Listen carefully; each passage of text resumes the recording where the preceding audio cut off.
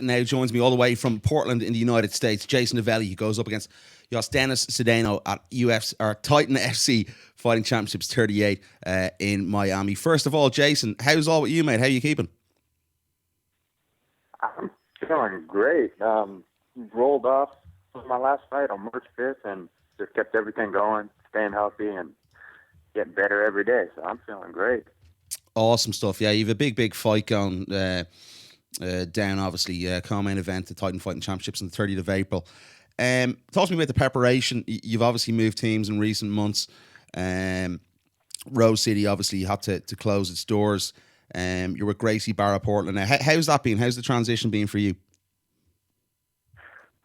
It's been a nice and smooth transition. A lot of the guys from Rose City did transfer over there, so kept a lot of the same team. Plus, I got reunited with a bunch of the old school guys at Team Quest where I first started my MMA. Pat Healy and Dave Johnson. So it's just a big reunion of good guys and just jumped right back into the group. So, how did that come? What happened with Rose City? Because there wasn't much in the media about it. I think Mike was heading up the gym there. Was it just financial difficulties that led to the closing of the gym?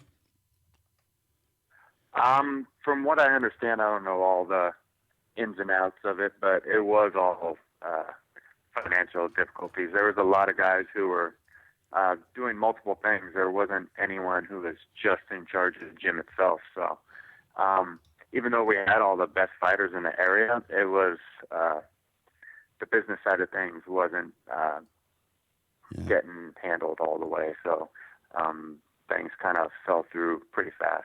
Yeah. Let's go back to your last performance against Zach Bootsy at Titan FC 37. I watched it back again today. I watched the whole card live when it was on.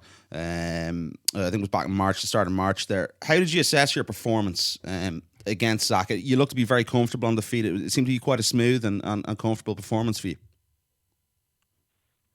Yeah, I was pretty, actually, I can almost say too comfortable. Yeah. I just found myself easily keeping it on the outside, and he didn't seem to want to engage in tight and cover that distance like I assumed he would eventually do.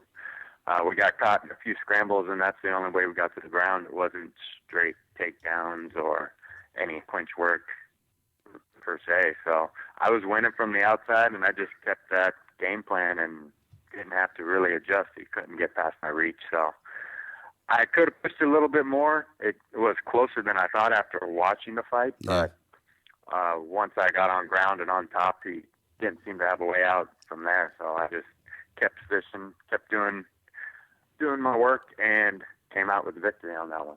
How frustrating is that for you? You know, for a fight to pan out like that, as you said there. What was the question? How frustrating for that is for the fight to pan out that sort of way where you weren't really too happy with the sounds of it.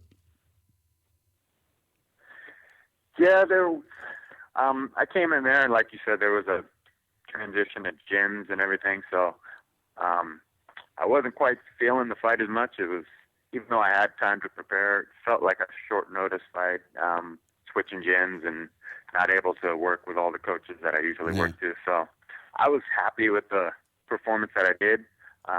Not for this camp because I've had all my time to focus and work on this and get adjusted to all the new things. That last fight, I always want to finish, and for it to go out that way was kind of frustrating, but you got to take the win, and it takes two to make an exciting fight. So I'll take the win and move on to this next guy. What were the adjustments and what have been the adjustments in the new gym at Gracie Barra Portland? It was just to have a bit more of a schedule. I was really working a lot of my own training schedule. So it's nice to have specific coaches for every area of the game. And just being able to push the pace a lot more and work in all the areas of MMA, of course. It's just nice to have someone there watching and critiquing every little thing. You forget all the steps A and B because you've already played around with C, D, and E. And I went back to basics a little bit, and everything's flowing nicely now. you've only one loss in your career. You're 11-1, but you're a little bit older than a lot of the guys. Are you flying under the radar a bit? There hasn't been much talking to you, really talk about you until this card that you're co-main event. You're quietly going about your business. Is that how you feel about things? Yeah, I got a little chip on my shoulder about that, but you can't make. I can only make the attention come to me through my fights, and I just keep putting on the wins. I took a lot of fights last year. I didn't say no to anything, and even went up to Alaska to fight for not much at all. I had to pay a lot to just even go up there. I went up there to fight in front of Dana White and got to talk to him and do some things. But I'm doing all I can to promote and push every fight that I can, and taking all those fights on short notice. Yeah, you went up to Alaska. Whenever I need to. You mentioned that you went up to Alaska to fight Cody Rice, I think it was. What did Dana say to you? Did he say there's a time frame? If you get a couple of wins together, we'll have a look and maybe offer you a contract, something like that? He actually, I have it all recorded. It was nice to hear. I didn't fully comprehend everything he said till my friend played back the video, but he said, asked how old I was. Of course, I always ask, and says he needs to get me on a fight card, and told my manager to call Joe Silva and get things set up. But without the contract, they kind of go through their guys first, and then if no one takes those fights, that's when they start calling guys like me. And I think lightweight division still has the most fighters out of any division in the UFC, so it's not the easiest one to get to, but I've been on the call, and when they ask, for sure say yes, I'm ready to go. Yeah, you mentioned that there. Talk about your age as well. Do you have to be a little bit more tactile about what you do in training with your body and in relation to your recovery time? I still feel great, so I don't know about the recovery time, but paying attention to my body a lot more. I've been through, it's mostly about proving it to yourself that you've done enough and you've been tested and you know how to react to your body instead of assuming that you need to do more and push harder. There's a time when you need to let your body recover, and I'm all about active rest. I'm not ever fully resting. It's always do something else to let certain parts of your body recover, and it's been working well for me. I've always came in healthy for my fights and never questioned with my cardio. I always feel great, and going to keep it going for this fight. Talk to me about Titan FC. What's it been like to fight under Titan FC? This is your going to be your third fight under Titan. Obviously, it's a great platform for the UFC. I don't think they make any bones about the fact that they've a UFC out clause in the contract. Is this the perfect platform for you to get more recognition and notice of Dana White, as you said there? I believe so. That's why I signed with them. As soon as I got the call, I was actually still in Alaska when I got that call, and didn't wait till I got back home to figure it out. Just got the contract and signed it out there on my brother's porch as soon as I got it. Titan FC is great. They've been bringing in all the free agents out there that are making for great, exciting cards. My next opponent is just out of the UFC, and after I win this fight, it'll be my last three guys have been in Bellator, Strikeforce, and UFC. So I'm just waiting for my shot to go up there and prove that I belong. Definitely, you mentioned Yosdenis Cedeno. We've seen him in the UFC. He's good power. He tends to be maybe a little bit sloppy. Where can you capitalize in this fight? Well, he is pretty one-dimensional and wild. You do have to worry about those crazy kicks in his movement, but I still can beat him from the outside and make him really pay for all those sloppy shots that he likes to do.